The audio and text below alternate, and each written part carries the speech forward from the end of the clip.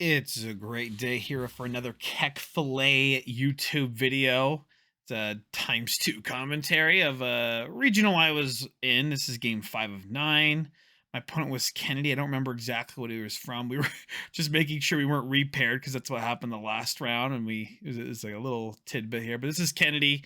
I can't remember exactly where he's from, but he's a pretty nice guy. And he's kept on calling himself a casual player, but he played honestly super well. And I think he was more happy that he wasn't facing another Zorro because he literally faced, I think, 4 Zorros in a row. So that's where we're at with this. I decided to play this card, and I'm not sure exactly what happened here, if it was a good top 3, but we'll see. He ends up playing a Gordon, which bottom decks and draws him a card.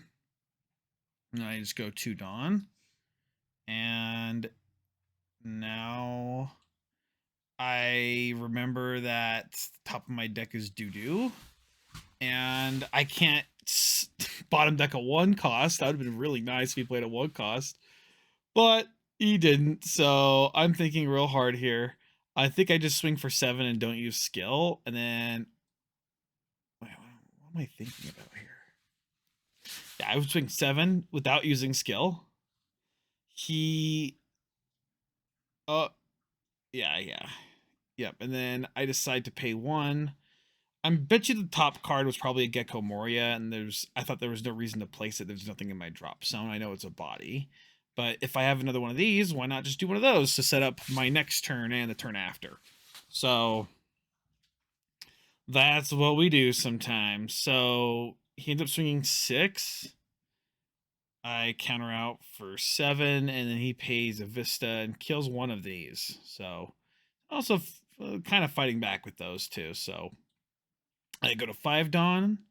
Also, I guess I didn't say this. I win the die roll. Great stuff. So I go 7. I get a Moria because now I get a 2K counter back. That's probably why I was a little aggressive with that. And then I put him down to 3 life, and I have these 2 Dawn left. Looks like I had a Love Mellow because I just passed. He goes to 6 Dawn.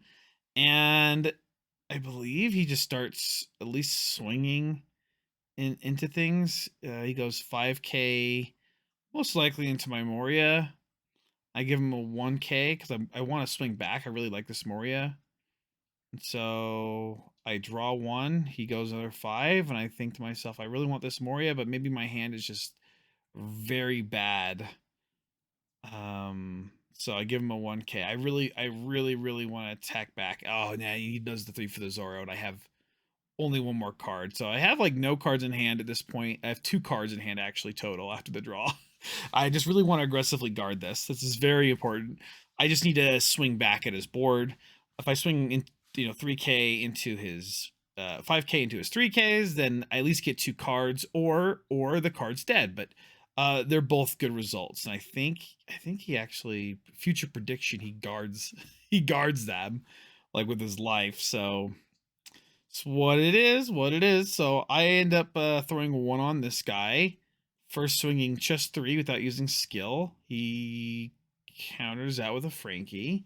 I swing 5 at one of them. He uses a 2K and a 1K with a Gordon and a 1K. And then I go 7 at his Zorro. Again, I'm happy if he actually discards lots of cards here.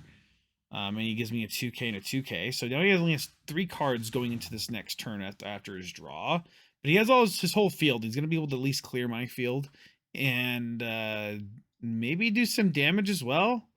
And I have to go only here with like a Mihawk turn. So it's kind of what it is. He ends up swinging 5 at my Gecko Moria, and my hand is obviously like, microscopic, so it's not really I can't really guard any of these cards, especially the Boa Hancock. He goes 5. I'm gonna have to at least think about guarding if I want to keep this Boa, but why would I keep a Boa when I'm placing a Mihawk next turn? We'll see. So I block that. Looks like I did have plans in mind. He goes 7 at Boa. It's just 1 too many for me.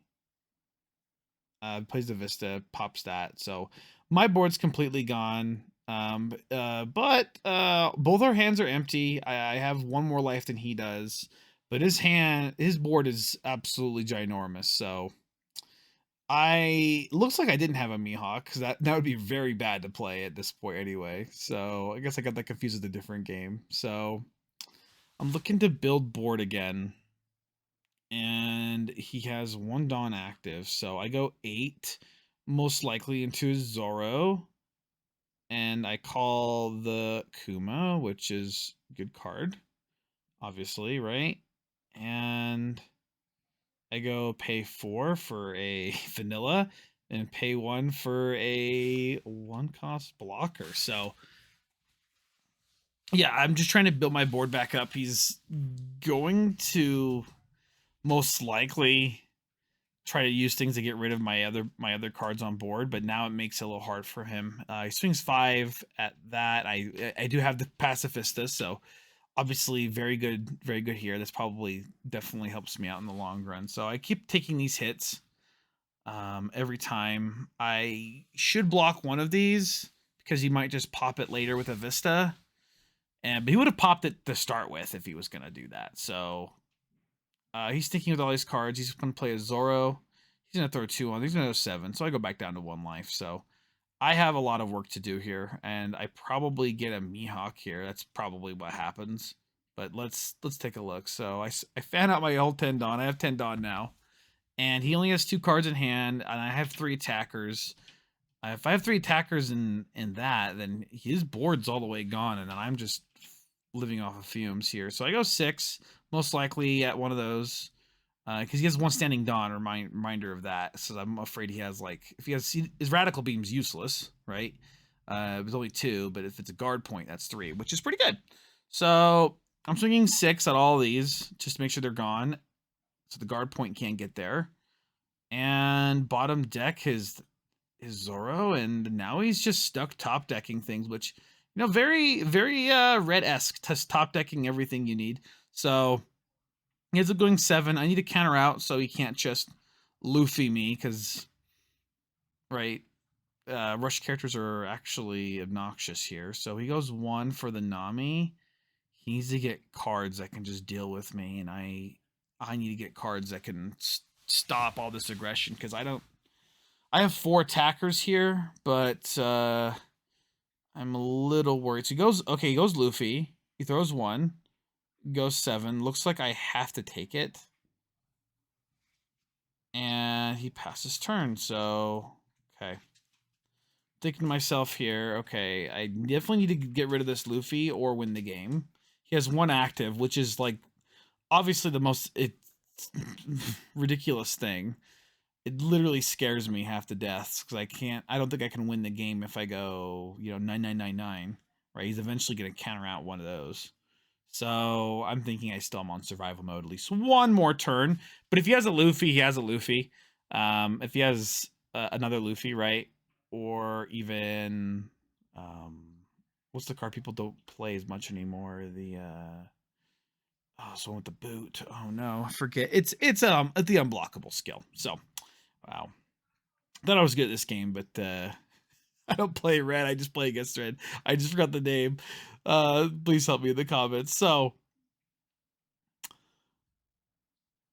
I'm just thinking really far out this turn. How many blockers can I get in the field? And you get as many blockers as possible, while also just killing this Luffy and doing, like, I only need to do like 1 or 2 damage here, and I will be fine. So I go 9 first to Luffy to make sure that dies. And I definitely put my characters up to 7. So I go 7, and he takes it. I, for some reason, decide to pay 3. So I'm thinking, oh, I might want to look at the top cards in my deck to see if I can get something. Dude, if a Jet Pistol comes in this next life, I lose. This is a novice mistake. Just swing 7 first to his life. I'm still thinking to myself, I might have some different chance. Maybe I have Love Mellows in the works. So I play the Law as well, and then play over that the Pacifista with the Kuma. And then I'm like, oh yeah, I still have 2 attacks. Let's do that. And then I decide to pass turn here. I don't need to put him down to 1 life. I don't give him more chances to get Luffy's, or to get Zoro's, or to get any specific card. So he goes 7 first. I block it. I have 1 card in hand. I believe it's at least like a 1K counter. So he first opens with 7. If he had the Luffy, he would have gotten it. If he got the Nami, he would have placed it. So I asked him to please share his drop zone with me because I bottom decked the Zoro. That's what I'm trying to think. How many Zoros have I seen? I've seen 2. So he goes. He's at 5 now. 6, 7. So I can't counter with my hand. So I block that. And he's like, of course, of course, of course. He has 4 Dawn left. He throws the Zoro down, going 6, and I block that. And he just passes turn. He has 1 active Dawn, 4 cards in hand. I have 3 cards in the field. This is a slam dunk, right? Swing 7, and I can swing higher, 9, 9, 9. Yeah, so I swing 9, 9 and big, right? And the big turn came down to the previous turn. He had so many outs to see unblockables. He had a Nami and he would have got the vent, right? So really just came down to this, and this is pretty much GG from here. The comments weren't really flowing here. I love the after game comments. People are watching this like while they're working and stuff, but and I throw out here all my Dawn. I just go I go 5 at my leader. And then huge with this guy, and he has all 2Ks in the Radical Beam. So he actually had quite a bit of guards. Wait, how much guard is that? 1, 2, 3, 4, 5, 6, 7, 8, 9, 10. That's 10K counter. And I threw, how much did I throw in? I threw 9 plus 7. So I had 16. Yeah. Actually, it was 2K counter short, but yeah, Diablo Jambe. That's the whole card. I had to see it to know the name. It's funny. But hey, thank you all so much for watching. See you in the next video.